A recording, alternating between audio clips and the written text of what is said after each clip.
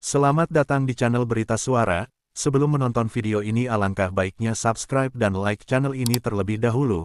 Semoga yang subscribe dan like channel ini diberi kesehatan dan dimudahkan segala urusannya serta lancar rezekinya. Amin. Terima kasih. Gelombang demonstrasi menolak Undang-Undang Tentara Nasional Indonesia (UU TNI) yang baru disahkan terus meluas di berbagai daerah di Indonesia. Mahasiswa dan elemen masyarakat lainnya menyuarakan kekhawatiran bahwa revisi UU TNI dapat menghidupkan kembali dui fungsi TNI dan melemahkan supremasi sipil. Di Bandung, mahasiswa dari Universitas Muhammadiyah Bandung dan Universitas Islam Nusantara menggelar aksi di depan gedung DPRD Jawa Barat pada Senin, tanggal 24 Maret tahun 2025. Mereka menuntut pencabutan revisi UU TNI dan mengkritisi keterlibatan prajurit dalam urusan siber.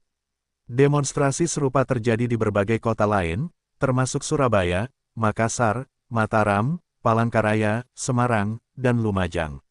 Di Surabaya, aksi di depan Gedung Negara Gerahadi pada Senin sore memanas, dengan laporan bentrokan antara massa dan aparat keamanan. Sementara itu, di Kupang, NTT, demonstrasi juga diwarnai kericuhan, dengan laporan anggota DPRD terlibat dalam pemukulan massa aksi. Para demonstran umumnya menyampaikan beberapa tuntutan utama, antara lain. 1. Menolak revisi UU TNI yang dianggap melemahkan supremasi sipil.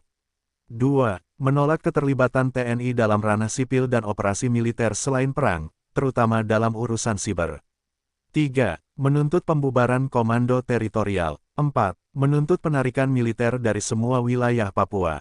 5. Mendesak revisi UU Peradilan Militer.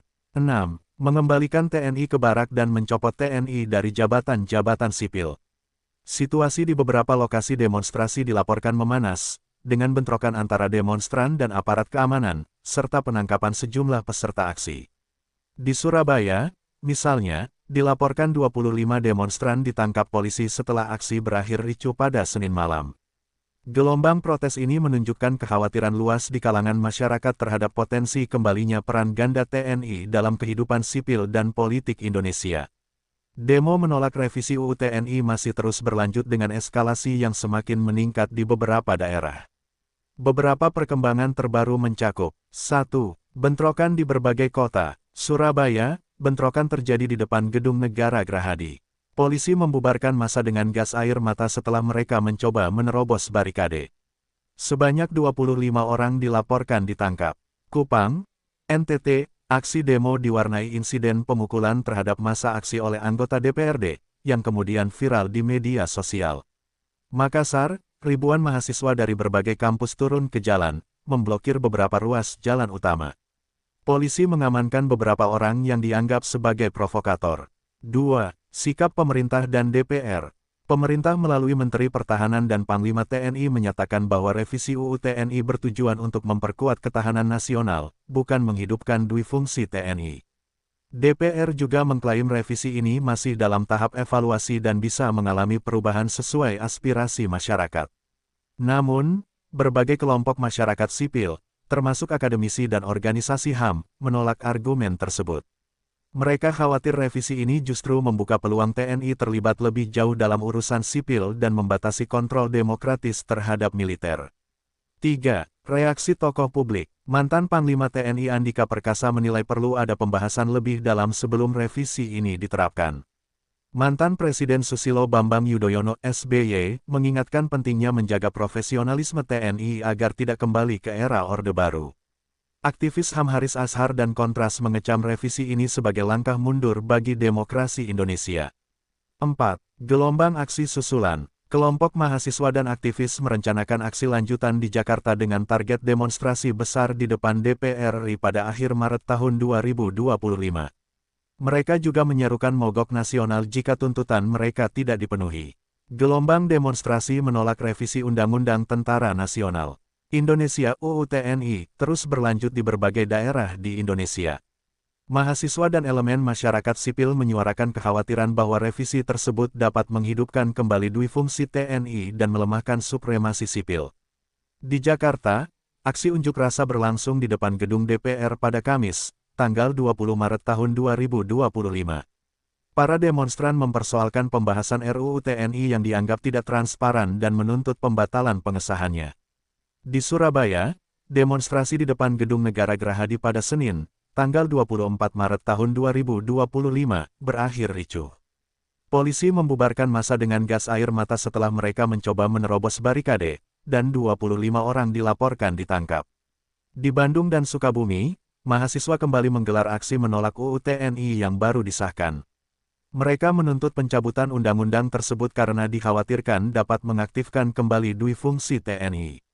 Menanggapi aksi-aksi tersebut, Ketua DPR Puan Maharani meminta masyarakat untuk membaca terlebih dahulu isi UU TNI yang telah disahkan dan menahan diri dalam menyikapi polemik ini. Namun, Amnesty International Indonesia melaporkan bahwa demonstrasi menolak pengesahan revisi UU TNI diwarnai teror, kekerasan, dan intimidasi terhadap aktivis, mahasiswa, dan jurnalis.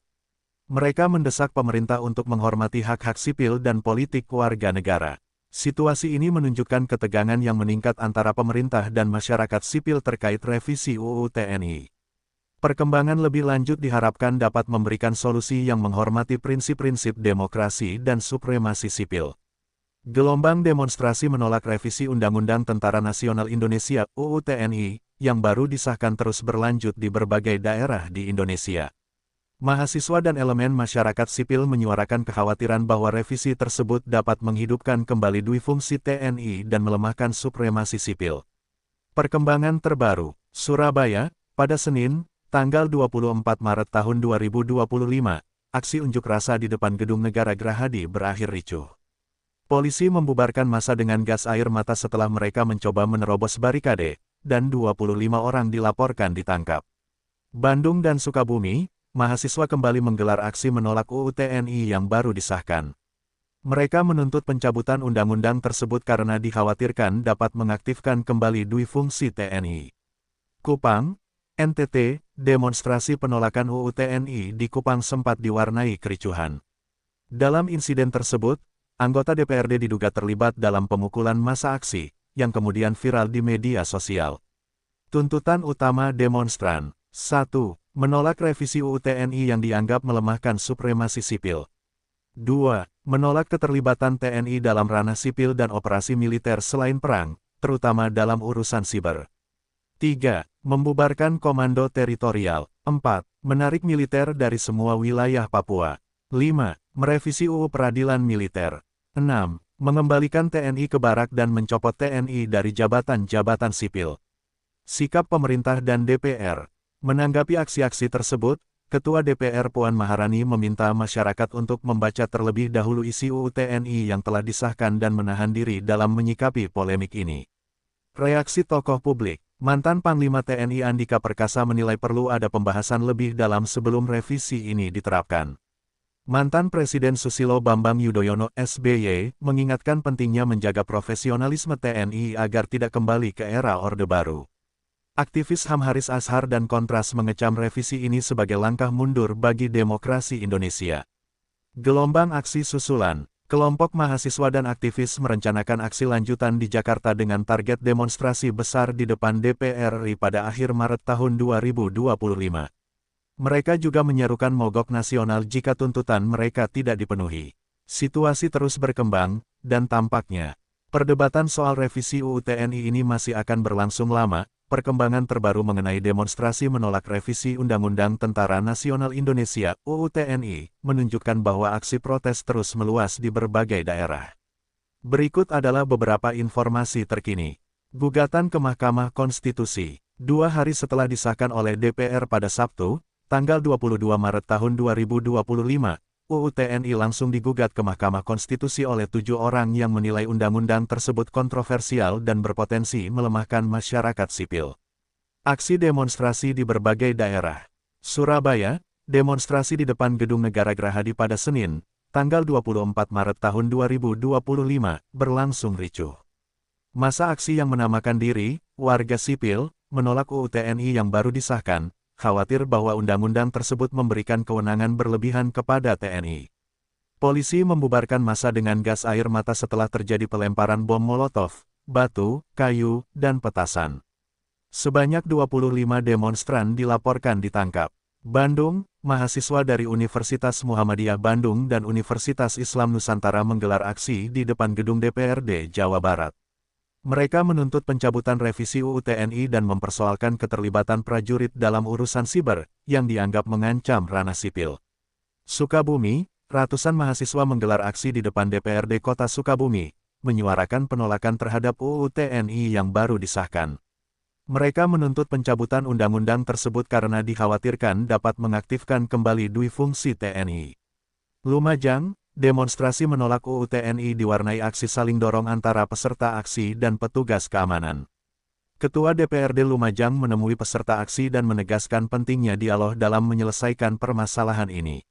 Situasi terkini, demonstrasi di berbagai daerah terus berlanjut dengan eskalasi yang meningkat. Di Surabaya, aksi unjuk rasa di depan Gedung Negara Gerahadi memanas, dengan laporan pelemparan bom Molotov dan bentrokan antara massa dan aparat keamanan. Situasi ini menunjukkan bahwa penolakan terhadap revisi UU TNI masih kuat di berbagai lapisan masyarakat. Masyarakat sipil dan mahasiswa terus menyuarakan kekhawatiran mereka mengenai potensi dampak negatif dari undang-undang tersebut terhadap demokrasi dan supremasi sipil di Indonesia. Perkembangan terbaru terkait demonstrasi menolak revisi Undang-Undang Tentara Nasional Indonesia (UU TNI) menunjukkan bahwa aksi protes masih berlangsung di berbagai daerah. Mahasiswa dan elemen masyarakat sipil terus menyuarakan penolakan mereka terhadap undang-undang yang dianggap kontroversial ini. Aksi demonstrasi di berbagai daerah. Serang, mahasiswa menggelar demonstrasi menolak RUU TNI dengan menutup Simpang Ciceri pada malam hari. Tasikmalaya, demonstrasi bertajuk "Indonesia Gelap" sempat ricuh saat hujan deras, mengakibatkan 3 anggota polisi dan seorang mahasiswa terluka. Indramayu, demo menolak efisiensi anggaran berujung ricuh, dengan terjadi saling dorong antara mahasiswa dan polisi. Cirebon, demonstran menantang anggota dewan untuk adu argumen, menyatakan bahwa jika tidak bisa menjawab, sebaiknya berhenti. Insiden kekerasan terhadap jurnalis. Dalam beberapa aksi demonstrasi, terjadi insiden kekerasan terhadap jurnalis yang meliput. Di Bandung, seorang jurnalis Kompas.com dipukuli saat meliput demo UU TNI, setelah dituduh sebagai intel. Di Sukabumi, wartawan Metro TV diduga dicekik oleh oknum mahasiswa saat meliput demo yang berakhir ricuh.